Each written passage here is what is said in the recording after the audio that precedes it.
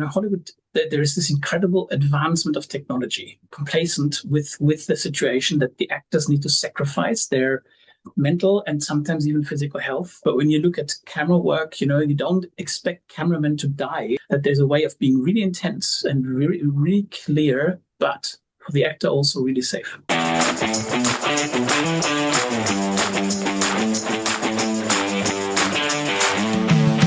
Welcome back to Flavor Apart, part of dailyovation.com. I'm Joe Winger. Today we're continuing our conversation, part of the series, with Stefan Perdekamp and Sarah Victoria from the Perdekamp Emotional Method, PEM. That trained PEM actor can interpret my notes, adjust their clock, and be better. Is that the dumb way of putting it? Yeah. Can I tell a short story? We had a colleague in Austria, and she went to an audition, and the director, were very heavy because he was doing this the whole day. He said, "Okay, look, I want to see your grief. I want to. So I'm very sorry, but go where you need to go, and please." And so she went back on stage, went to the pattern of grief, produced something, and he said, "Oh yeah, no, that's very good, but I'm very sorry. We need to go in deeper."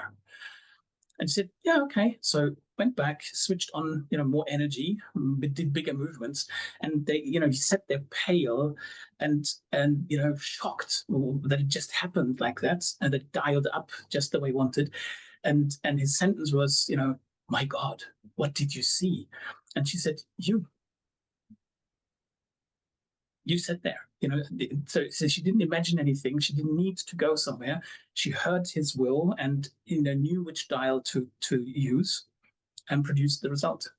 I think what directors will find later is that they can fiddle much more. They can do little things, like they can do, okay, I want this aggressive scene, but can you on this line go a bit into some sadness, because you still would want the relationship to work. And the actor will say, yeah, which word you want.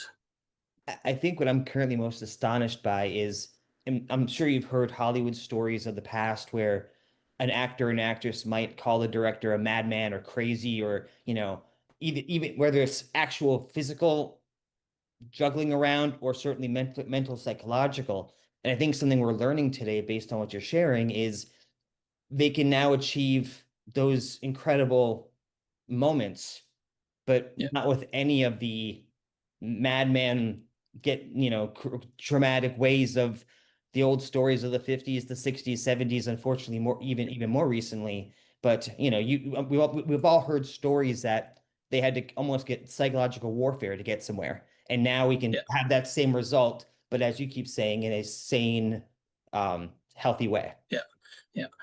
But one thing I want to say there is, because Hollywood, there is this incredible advancement of technology. We had, like, I think in the 80s, the sound system started with Dolby Surround. All the movie houses had to change, and rebuild. And then the camera work got more closer and intricate, and then CGI. So there are areas where, like, every month it seems something incredible happens, right? And it's quite remarkable how everybody sort of shrugs that off, and they say, okay, now we have to do it differently. So, okay, now we have to train that. And then they get the whole set together and teach everybody how the procedures have changed, and everybody sort of tries hardest to do it the new way, right? And somehow in acting, it seems almost as if people have given up on the development of this profession. It's like there's not the same expectation that because other areas of this profession, develop in this pace, that acting should also develop in this pace. We're so happy that 50 years ago somebody had an idea, and then 40 years before that Stanislavski had another idea, that we sort of, almost like complacent with the situation that the actors need to sacrifice their mental and sometimes even physical health for creating something remarkable. It's like a price we expect.